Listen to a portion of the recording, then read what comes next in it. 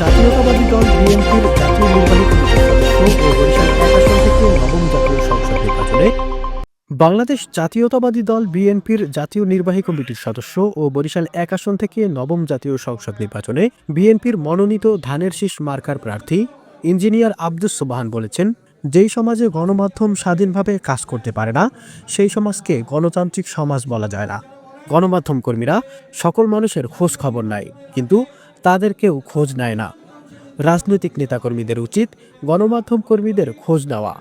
গণমাধ্যমের স্বাধীনতা না থাকলে সেই দেশে গণতন্ত্র থাকে না।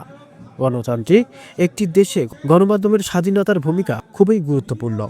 বরিশালের গৌরনদীতে কর্মরত সকল সাংবাদিকদের সম্মানে শনিবার বিকেলে কেন্দ্রীয় বিএনপি নেতার আয়োজনে একটি স্থানীয় চাইনিজ রেস্তোরাঁয় ইফতার ও দোয়া অনুষ্ঠানের পূর্বে অনুষ্ঠিত আলোচনা সভায় প্রধান অতিথির বক্তব্যে ইঞ্জিনিয়ার আব্দুস সোবহান আরও বলেছেন, তারেক রহমানের নেতৃত্বে আগামী জাতীয় সংসদ নির্বাচনে বিএনপি সরকার গঠন করতে পারলে পেশাজীবী সকল সাংবাদিকদের সর্বাধিক গুরুত্ব দেওয়ার পাশাপাশি গণমাধ্যমে শতভাগ স্বাধীনতা নিশ্চিত করা হবে।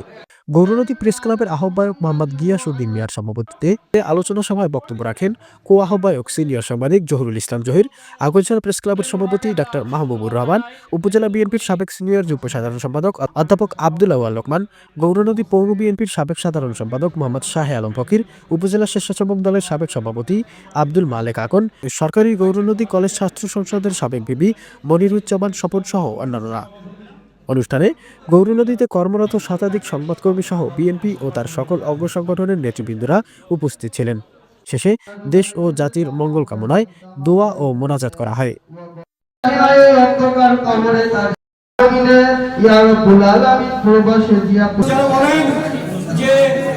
জাতীয় নির্বাচনের আগে ইউনিয়ন কাউন্সিলের নির্বাচন দিতে হবে, এটা একটা আমি মনে করি এটা একটা হাস্যকর।